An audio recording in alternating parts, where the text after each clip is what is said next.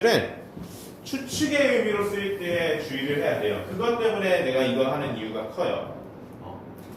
자, 추측이라면 뭐뭐일 거다 이런 의미가 우리말로 이런 의미가 추측이죠. 그래서 교재에 잘 나와 있어요. 아까 봤던 이런 표현들 다 추측의 의미를 담고 있습니다. 그리고 이 왼쪽이 추측의 정도가 약한 거예요. 왼쪽으로 갈수록 오른쪽으로 갈수록 추측의 정도가 강하죠. must가 뭐뭐에 틀림없다고, can not은 뭐뭐일 리가 절대 없다. 부정의 추측이에요. 부정의 추측.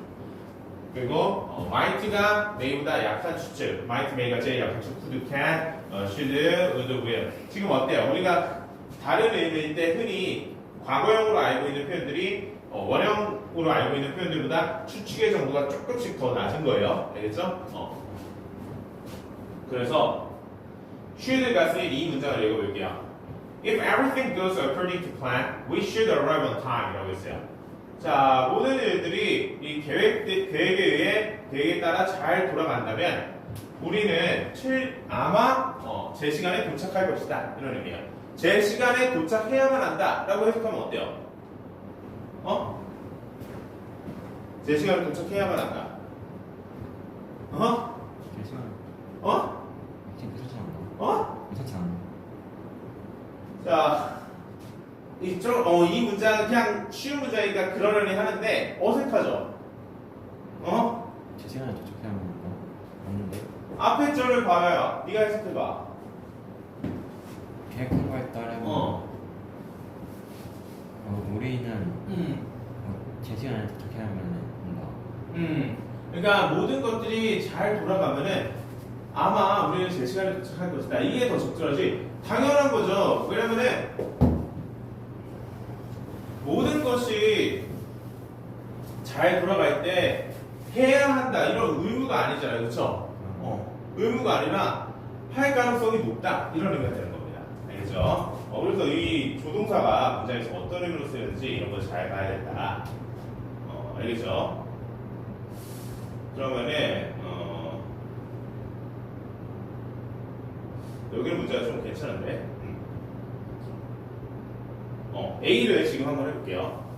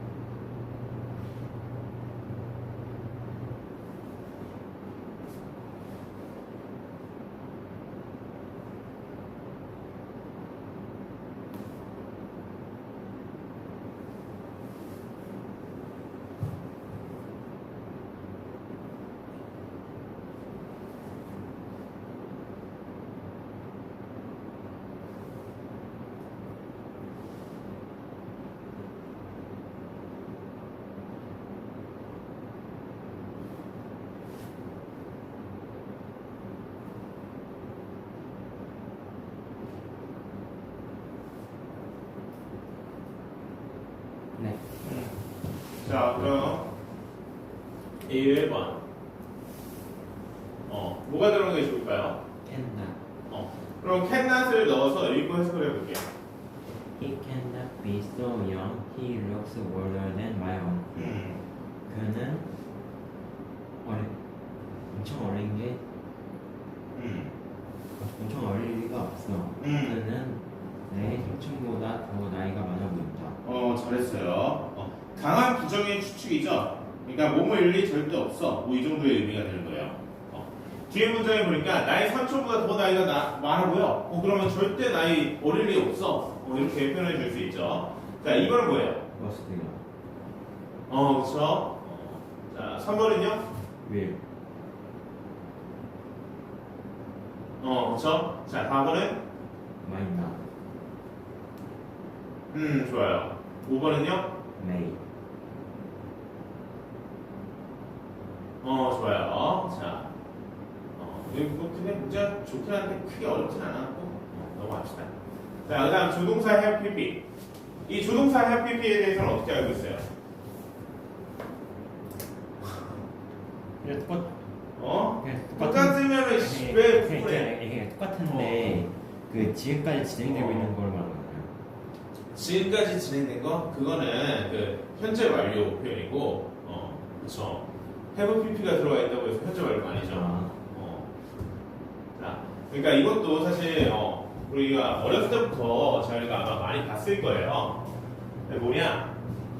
우리 교재에 나와 있듯이 과거 일에 대한 가능성과 추측. 왜 이런 표현을 써요? 그러니까 과거를 모르니까. 그렇죠. 여기 나와 있던 표현들은 현재나 미래의 추측이에요. 현재나 미래. 그럼 과거에 대한 추측은 어떻게 표현하냐고? 이 표현을 통해서 조동사 FPP를 통해서 과거에 대한 가능성과 추측을 나타납니다. 그러니까 이것도 might, may가 가장 약해요. might have pp, may have pp. 과거에 뭐뭐 했을지도 모른다. could have pp. 과거에 뭐뭐 했을 수도 있다. must have pp. 과거에 틀림없이 뭐뭐 했을 것이다. can have pp. 과거에 뭐뭐 했을 리가 없다. 이런 의미예요. 그리고 should have pp라는 표현이 있어요. should have pp는 조금 달라요, 쓰임이. 과거에 대한 추측이 아니라 과거에 대한 후회와 유감입니다. 그러니까 저는 조금 말이 잘못했는데 과거에 대한 추측이 아니라가 아니라 과거에 대한 추측의 의미로 쓰이기보다는 후회와 유감으로 쓰입니다. 자, 후회와 유감이란 뭐냐? should have pp. 과거에 뭐뭐 했어야 했는데 안 해서 아쉽다는 거예요. should not have pp는 과거에 하지 말았어야 했는데 해서 아쉽고 후회된다 이런 의미입니다. 그러면 should have pp는 추측과 가능성의 의미로 쓰일 수 없냐? 아니에요. 추측과 가능성은 쓰이는데 쓰이는데 이걸로 더 많이 쓰이고 그러니까 should have pp도 이렇게 추측과 가능성으로 쓰이는데 밑에 걸로 후회와 유감으로 더 많이 쓰인다. 그러니까 should have pp가 추측으로 쓰인다면 이 정도의 의미겠죠. 이 must have pp보다 약한 정도의 과거에 대한 제법 강한 추측이죠.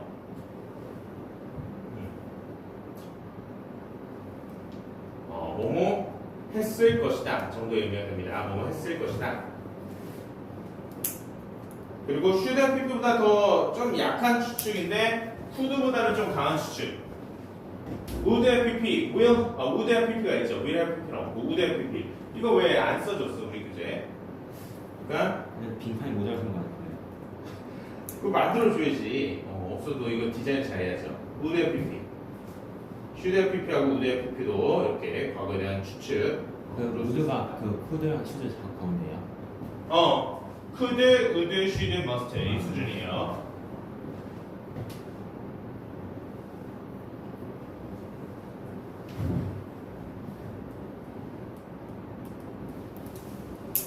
그리고 이것도 잘 안 쓰이긴 하는데 우리 could have pp가 과거에 뭐뭐 했을 수도 있다 이런 표현으로 과거에 대한 추측과 가능성의 의미로 거의 대부분 쓰이는데 이 should have pp가 과거에 대한 후회나 유감 의미하듯이 could have pp도 비슷하게 쓰일 수 있어요. 과거에 했어야 했는데 안 해서 아쉽다 이것도. We could have gone to the park, but it was too hot outside. 우리는 공원에 갔어야 했는데 안 가서 아쉽다는 거야. 그러나 밖이 너무 더웠다. 자, 그러니까 안 가서 아쉽지만 밖이 너무 더워서 뭔가 좀 아쉬우면서 다행이다 이런 뉘앙스일 때 쓰는 거예요. 그러니까 좀 메시지가 애매하죠. 뭐 아쉽다는 건지 그래도 다행이라는 건지 좀 애매한 뭐 그런 용법으로 쓰는 건데 그래도 잘 많이 쓰이진 않습니다. 특히나 수능 지문에서는 더더욱 좀 안 쓰겠죠. 자, 그래서 이것도 A만 한 2분이면 되죠.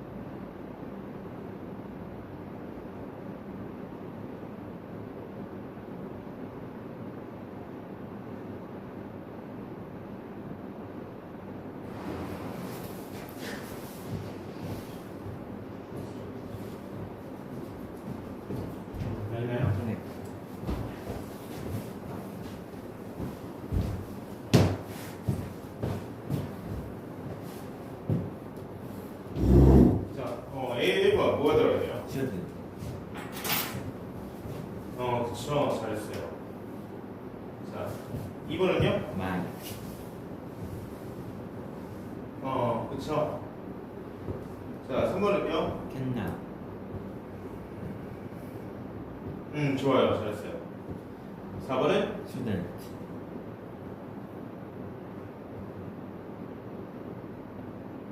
아이, shouldn't 이거. 그쵸. I shouldn't have called you 하면은 내가 전화 안 했어야 했는데 해서 아쉽다는 거예요. 근데 뭐야? I sent a message instead. 대신에 메시지를 보낸다. 이상하잖아요. 그쵸? 그러니까 했어야 했는데 안 해서 아쉽다. 이런 의미로 쓸 수 있다고. 부대어민도. 전화했어야 했는데 안 해서 아쉽다. 그래도 문자는 대신에 보냈다. 이게 자연스럽죠. 논리적으로 앞뒷말이 이게 모순이 안 됩니다. 좋아요. 자, 그 다음에 유닛 22. 이게 이 개념은 수능 문법에 좀 철이 지났고 잘 안 나와요 사실. 예전에는 좀 나오긴 했어요. 예전에는. 네. 이게 사실 그러니까 꼭 중요한 게 아니다라는 관점이 있는 거죠. 그러니까 우리가 스위치, 관계사절 이런 거는 수능에 단골로 출제되는데 왜냐? 중요하기 때문이에요. 그걸 제대로 알아야 문장을 제대로 바라보고 제대로 영어를 구사할 수 있는 거기 때문에 스위치하고 관계사절 말하고 듣고 읽고 쓰고를 다 잘하려면 그걸 잘 해야 돼서 그래요. 자, 이건 뭐냐 그러면 이것도 사실 배워는 봤죠? 무슨 의미인지 알아요? 해야만. 그러니까 should 있잖아. 응? 뜻이 많잖아. 우리 should가 해야 한다로 쓰이는 should인데 이런 경우에요. 꼭 항상 이렇지는 않지만 일반적으로 삼형식 구조일 때예요. 일반적으로 삼형식 구조고 삼형식의 목적어가 된 명사절이에요. 일반적으로. 그리고 이 넷절에 주어하고 동사를 쓰는데 넷절의 동사에 should를 쓰는 거예요. should가 근데 생략됐다고 보고 안 쓰는 거지. 이것 줄은. 자, should는 조동사죠, 그렇죠? 조동사기 때문에 should가 생략됐어도 이 should 조동사의 성격이 적용된다고 보고 우리 넷절의 동사를 어떻게 쓴다고요? 이 넷절의 동사를 동사 원형으로 씁니다. 동사 원형. 꼭 배워봤죠? 네. 그래서 주어는 동사한다, 넷절을 동사한다 이렇게 되는 건데 넷절의 내용이 should가 생략된 거니까 이때의 should가 뭐뭐 해야 한다 이런 의미로 쓰인다고요. 그러니까 뭐뭐일 것이다라는 강한 추측이 아니라 뭐뭐 해야 한다. 그래서 보통 이렇게 이 됩니다. 주어는 넷절의 주어가 넷절의 동사 해야 한다고 미한다. 이렇게. 그러면은 이런 의미하고 어울릴 만한 이 주절의 동사의 의미 어떤 의미의 동사들이 어울릴까요? 뭐 이런 것들 있죠. 요청한다, 해야 한다고 요청한다, 해야 한다고 명령한다, 해야 한다고 제안한다, 해야 한다고 주장한다. 이런 의미의 동사들이 이 주절의 동사로 적절하게 씁니다.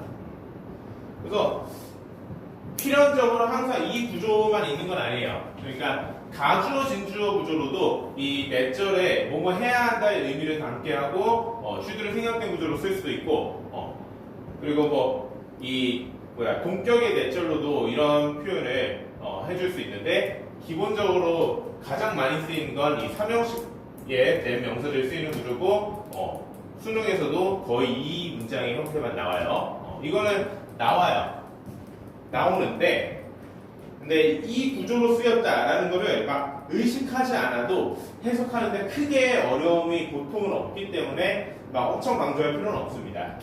자, 그래서 일단 예문 보면 The best suggested that I should가 생겼어요. I walk my dog regularly.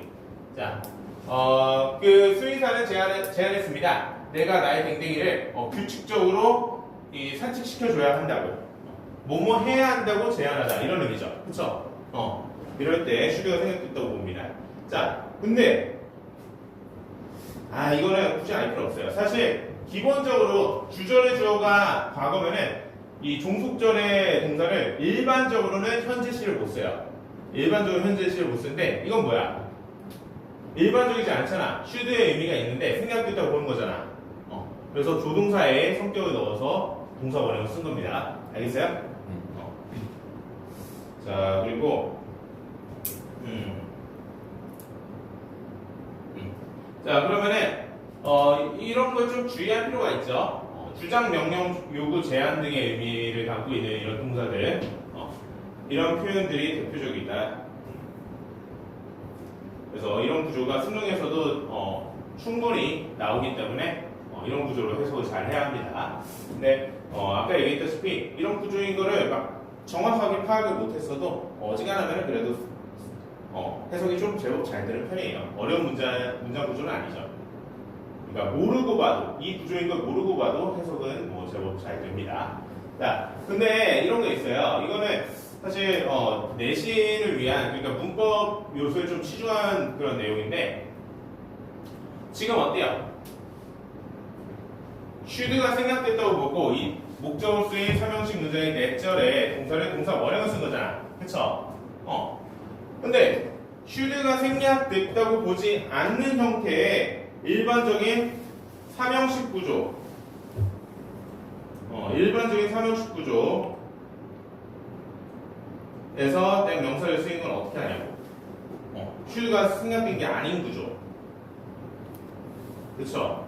should가 생략되지 않았으니까 이 생략된 구조가 아니면은 동사를 동사 원형으로 꼭 쓸 이유가 없는 거죠. 그쵸? 그러니까 일반 동사 현재형을 써야 하는 상황에서만 쓰는 거지 일반 동사 현재형 원형을 그러니까 1인칭 그리고 3인칭 복수주어가 이 내절의 주어로 쓰일 때만 쓰는 거지 그렇지 않은 경우는 어때요? 내절의 주어에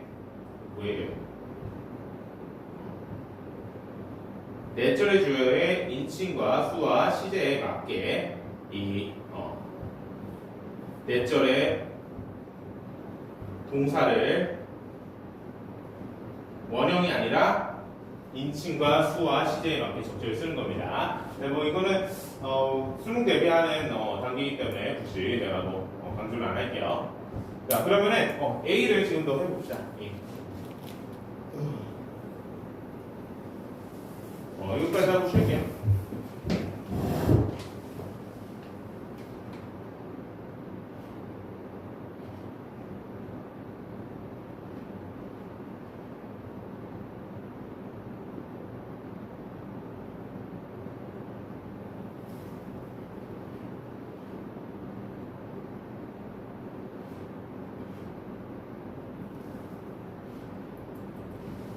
네.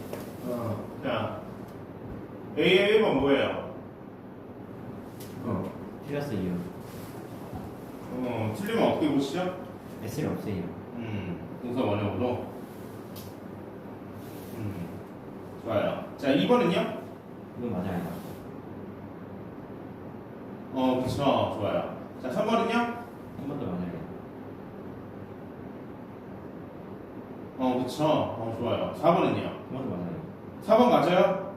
틀려요? 맞잖아. 틀려요. 그러니까, 4번 맞다고요? 옳다고요? 네. 맞아요. 뭐야? 그러니까,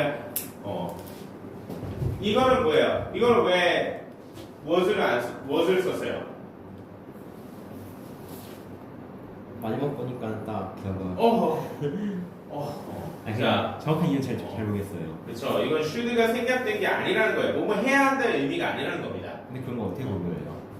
맥락을 통해서.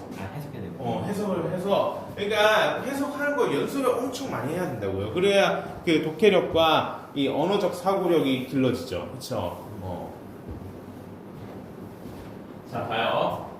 이거를 이 내절 해야 한다로 해석하면 어색하고 논리적으로 맞지 않기 때문에 이대로 해석을 해야 돼요. 그러니까 이거는 과거 시제 비동사죠. 과거의 사건과 과거의 상태를 나타내는 의미예요. 과거의 상태대로 해석을 해야 자연스럽기 때문이에요. 자, the suspect of the first case insists that he was innocent 라고 했어요. suspect 하면 용의자, 그러니까 피의자, 범인, 그거예요. 그러니까 fraud case, 사기 사건의 용의자는 주장했습니다. 그가 innocent, 무죄라고 주장했습니다. 그러니까 만약에 뭐뭐 해야 한다고 해석하면 어떻게 돼요? 이상하죠. 사기 사건의 용의자는 주장했습니다. 그 자신이 무죄여야만 한다고, 죄를 짓지 않았어야만 한다고, 뭐 이런 의미인 것처럼 보여. 그 사람 입장에서 뭐야? 얘가 이 용의자 입장에서 자기가 주장하는 내용은 실제로 무죄였다. 이게 돼야 돼요. 실제로 죄를 짓지 않았다. 근데 용의자가 나는 죄를 짓지 않는 사람이어야 해. 뭔가 이게 어색해요, 그렇죠? 무슨 말인지 알겠어요? 네. 이 사람 입장에서는 그냥 과거에 진짜로 죄 안 지었어 라는 실제 사건과 상태에 대한 직설법의 내용을 써야 돼요. 직설법. 그러니까 직설법이라는 표현이 어려울 수 있는데, 그러니까 뭐뭐 해야 한다가 아니라 실제로 이랬다라는 내용을 전달해야 된다는 겁니다. 알겠죠? 맥락에 따라서 이렇게 다르게 쓸 수 있다. 자, 그리고 유닛 23. 대동사를 저번에 재환이가 잘 맞춰줬는데, 오늘 또 좀 달랐죠? 네, 좀 신나가지 않았어요. 그래요. 괜찮아요. 같이 봅시다. 네? 신나가지 않았어요. 아, 쉰다고? 자, 알겠어요. 이거 얼마 안 되는데? 그럼 8분?